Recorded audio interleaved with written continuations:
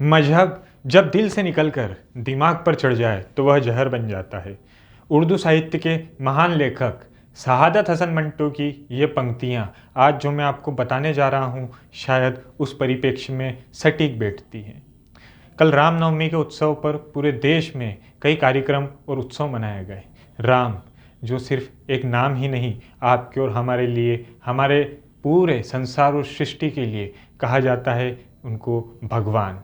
कल के रूप में, कल जिस दिन के रूप में कहा गया था कि आज के दिन भगवान आए हैं, राम आए हैं, और कुछ छंदों और अलंकारों की माने तो ये पृथ्वी पर कुछ ऐसे दिन की तरह था जिसमें सब, किसी को कोई दुख नहीं था और सब अपने अपने काम में व्यस्त थे, मग्न थे। परंतु राम कैसे बने,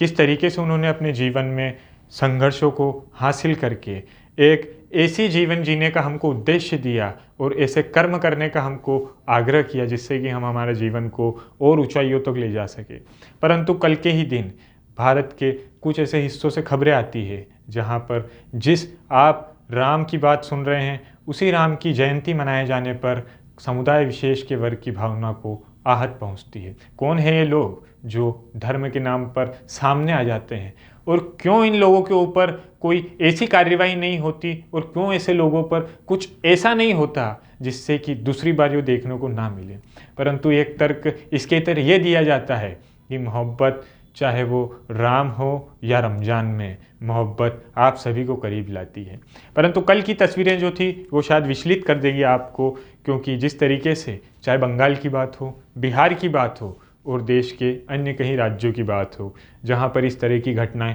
आम हो चुकी है। और राम के बारे में कहा जाता है कि राम सिर्फ साहस ही नहीं है, राम संयम है, राम सत्य हैं। और ऐसे कई उदाहरणों और ऐसी कई लोकोक्तियों से अगर मैं राम के नाम को संजोऊं तो उनके नाम भी कम पड़ेंगे।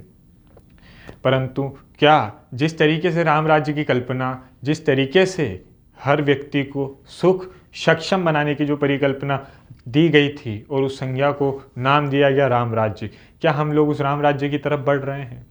क्या वास्तव में हमारी सरकार हो, हमारी जनता हो या हमारे देश का प्रत्येक नागरिक, क्या हम उस तरीके से राम राज्य में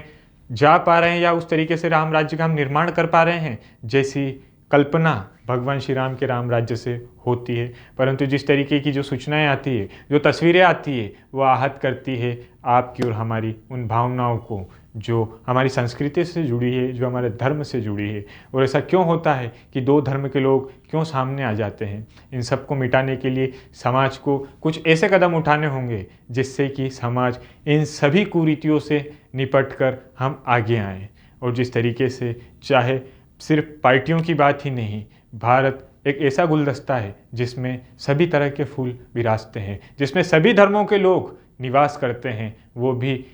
पूरी तरीके की स्वतंत्रता से।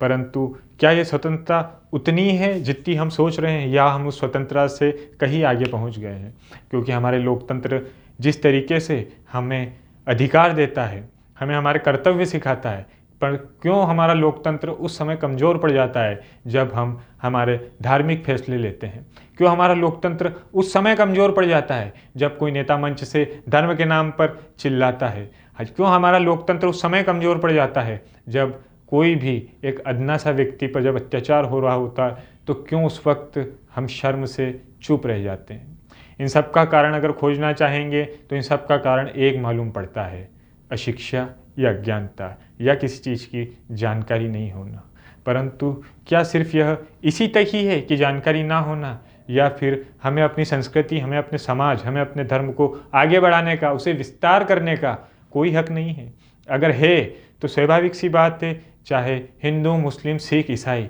हर त्यौहार पर लोगों को बाहर निकलकर सभी धर्मों को साथ लेकर ऐसे त्यौहार मनाने चाहिए। और इसकी जो परछाई दिखती है वो कुछ इस तरीके से दिखती है कि चाहे कोई सा भी धर्म हो, परंतु अगर साथ बैठकर त्यौहार मनाया जाए तो इस देश में राम राज्य की कल्पना जो साकार की जा रही है, क्या वो इसी रूप में होगी? और अगर हो सकती है तो सच्चा राम राज्य उस दिन आएगा जिस दिन इस देश का, किसी भी धर्म का, किसी भी वर्ग का, किसी भी जाति समुदाय का व्यक्ति साथ बैठकर ये कहेगा हाँ मैं भारतीय हूँ और हम संकल्प करते हैं इस भारत को आगे ले जाने का, हम संकल्प करते हैं इस भारत के नवनिर्माण का, परंतु सिर्फ संकल्प करने से ही ये बात नहीं होगी, ये अपनाना होगा चरित्र, उस मर्यादा का चरित्र आपको और हमको अपनाना पड़ेगा कि कैसे हम देश में और दुनिया में किस तरीके से हम अपने संस्कारों को, अपने कर्म को फैलाएं, जिससे कि लोग प्रेरणा ले सकें कि अगर कोई उदाहरण दे तो इस बात का उदाहरण दिया जाए